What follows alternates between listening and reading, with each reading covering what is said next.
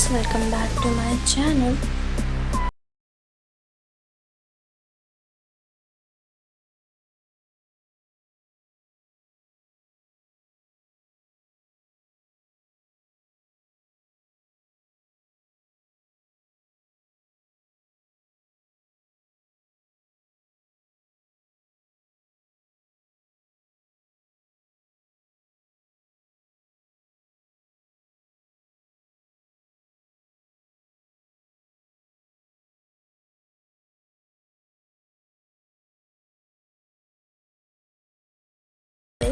पर आयशा के अंदर एक तूफान चल रहा था। मिरर के सामने बैठी वो अपने हाथों को देख रही थी। मेहंदी का रंग काला हो चुका था। काला इन द सेंस कि जैसे मेहंदी का रंग डार्क हो जाता है ना, एकदम डार्क मेहरून टाइप, वैसा हो गया था। और उसी डिज़ाइन के बीच में लिखा हुआ था रेहान। उसकी सांसों की स्पीड बढ़ जाती है और वहीं से सीन हमारा शिफ्ट होता है दूल्हे की बारात की तरफ, जहाँ एक और दूल्हे की बारात आ चुकी थी गेट पे। और आयशा कंफ्यूजन में थी कि मैं क्या करूँ क्या ना करूँ, मुझे क्या फ़ैसला लेना चाहिए। उतने में ही उसको आवाज़ आती है कि कोई उसे स्टेज पे बुला रहा है, क्योंकि अरमान स्टेज पे जा चुका था और सभी लोग बोल रहे थे कि दुल्हन को बुलाओ दुल्हन को बुलाओ। तो अब आयशा की बारी आती है स्टेज पे जाने की। आयशा धीरे धीरे स्टेज की तरफ चलती है। हर एक कदम एकदम धीमे धीमे बढ़ा रही थी, जैसे कि लग रहा था वो अभी भी इंतज़ार कर रही है। और अरमान स्टेयर्स के पास जाता है, जैसे यूजुअली सभी करते हैं, अपनी ब्राइड को हाथ बढ़ाते हैं ऊपर आने के लिए। अरमान भी सेम वैसे ही करता है। आयशा जैसे ही उसके हाथ आगे बढ़ते हुए देखती है ना, उसे वो वहीं पे रोक देती है, कहती है रुक जाओ। और वहीं पे सब साइलेंट हो जाते हैं, जैसे कि ओ माय गॉड, क्या कर दिया आयशा ने, ये क्या बोल रही है, ये ऊपर क्यों नहीं जा रही है, अरमान को क्यों मना कर दिया है। ढोल रुक जाता है, म्यूज़िक रुक जाता है, सब लोग साइलेंट हो जाते हैं, लोग एक दूसरे को देखने लगते हैं। तभी आयशा बोलती है मैं ये शादी नहीं कर सकती। सब लोग एक साथ शॉक हो जाते हैं और बोलते हैं क्या, ये क्या बोल रही है। आयशा अपना हाथ दिखाती है अरमान को और स्पेशली वो डिज़ाइन उसको फिंगर करके दिखाती है कि देखो ये डिज़ाइन में रेहान का नाम लिखा है, इसलिए मैं शादी नहीं करना चाहती हूँ।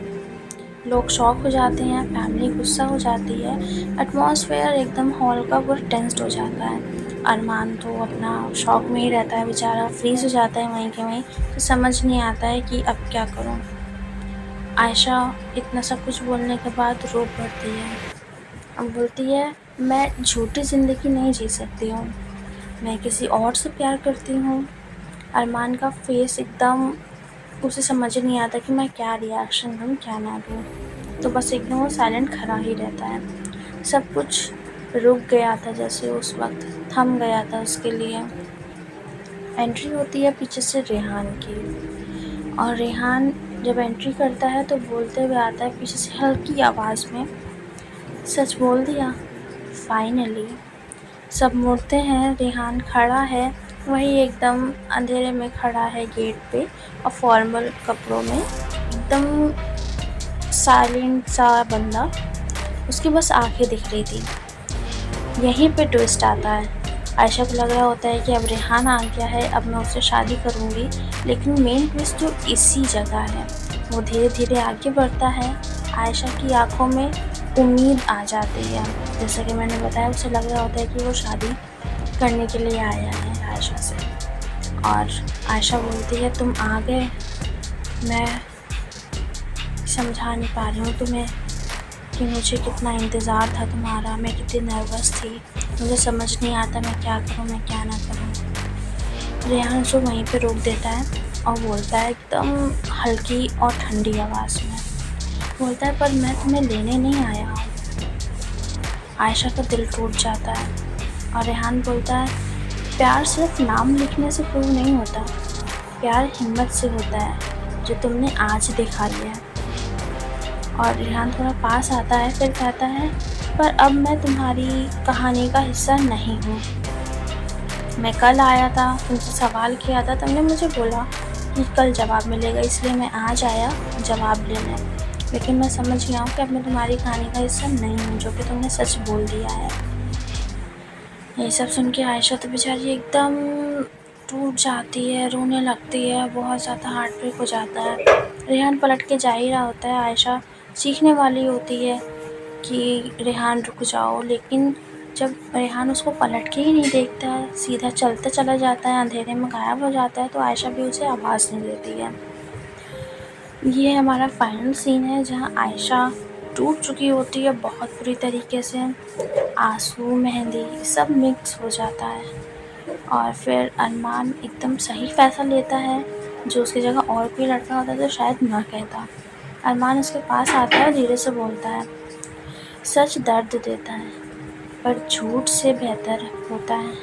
अब फैसला तुम्हारे हाथ में है कि तुम्हें अपने पास्ट में जीना है या फिर मूव ऑन करना चाहती हो मेरे साथ। आयशा चुप हो जाती है और उसे बोलती है कि मुझे थोड़ा सा वक्त दो सोचने समझने के लिए, मैं अभी समझ नहीं पा रही हूँ मुझे क्या करना चाहिए, क्या सही है क्या नहीं। तो अरमान उसे बोलता है ठीक है, टेक योर टाइम, और आपको जब सही लगे तब आप जवाब देना।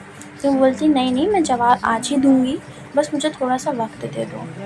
तो सब बारात रुक जाती है, सब बाराती रुके रहते हैं, इंतज़ार करते हैं आयशा के जवाब का। और आयशा बोल देती है कि ठीक है, जो जा चुका है उसके पीछे रहने से क्या फ़ायदा, अब वो तो मुझसे शादी करेगा नहीं, अब मुझे भी एक ना एक दिन किसी से शादी करनी ही है। और तुम इतने अच्छे हो कि तुमने इतना सब कुछ होने के बाद भी मुझे अपनाने के लिए हिम्मत कर रहे हो, जबकि मैंने तुम्हें सब कुछ बता दिया है, तो अब मैं तुम्हें से शादी करूँगी। तो फाइनली आयशा मूव ऑन करती है और उन दोनों की शादी हो जाती है। आखिर में मैं इतना कहना चाहूँगी कि देखो, मेहंदी का रंग जितना गहरा होता है ना, उतनी ही गहरी होती है उसकी कहानी, लेकिन हर कहानी हैप्पी एंडिंग हो ये तो ज़रूरी नहीं है ना। कुछ लोगों के लिए स्टोरी कुछ हार्ट टचिंग होगी, कुछ लोगों के लिए just a normal story, but her story का एंड हैप्पी एंडिंग नहीं होता है। अगर आप सबको स्टोरी अच्छी लगी हो तो लाइक, कमेंट और सब्सक्राइब करना मत भूलिए, और अगर किसी का ऐसा सीन है तो उसे शेयर ज़रूर करें, ऐसा टीज़ करने के लिए नहीं, जस्ट ऐसा नॉर्मली।